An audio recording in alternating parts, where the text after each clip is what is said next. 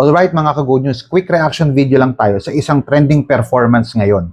Ito ay tungkol sa isang Taiwanese superstar at yung kanyang concert ay tinatawag na Pleasure. Sa isang part ng show, makikita natin na sumasayaw at nagpe-perform siya sa ibabaw ng isang ahas. Now let me say this clearly from the start.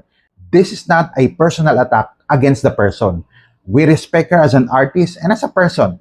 Pero bilang Christians, hindi lang tayo basta viewers. We are called to be spiritually discerning. Hindi lang natin tinitignan kung impressive ang performance. Tinatanong din natin, ano ang message behind the imagery? Kaya tara, pag-usapan natin yan.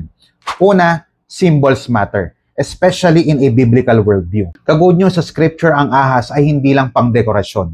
Mula Genesis chapter 3 hanggang Revelation 12, the serpent consistently points to deception, temptation, and rebellion against God. Kaya kapag ka ang theme ay pleasure at sinasabayan ng serpent imagery, natural lang na magtanong ang isang believer, anong klaseng pleasure ang ipinapakita nito? Is it God-honoring? Or is it something that normalizes spiritual compromise? Pangalawa, hindi lahat ng pleasure ay masama, pero may pleasure na panandalian at mapanganib. Hebrews chapter 11 verse 25 talks about the fleeting pleasures of sin. Ka-good news, the world often sells pleasure as freedom. Do what you feel. Follow your desire. Pero sa Bible, ang tunay na joy, hindi lang about sensation. It's about holiness and relationship with God.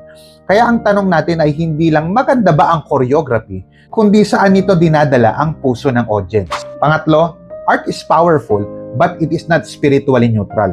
1 John chapter 2 verse 16 reminds us about the lust of the flesh, the lust of the eyes, and the pride of life. Ka-good news, hindi ibig sabihin na lahat ng art ay masama.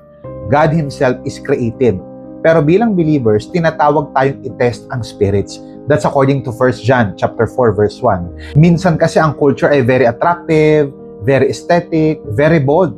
Pero kadalasan, it shifts our values away from Christ. So again mga ka-good news, hindi tayo nandito para mag-condemn ng tao. We pray for all people.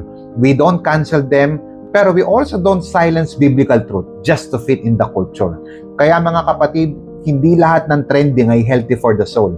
Philippians chapter 4 verse 8 says to focus on whatever is true, noble, right, and pure. Kaya habang nanonood tayo ng music, concerts, or entertainment, stay awake, stay discerning, and stay grounded in God's Word. Choose Christ over culture. Always. What are your thoughts? I-type mo sa comment section. Pag-usapan natin.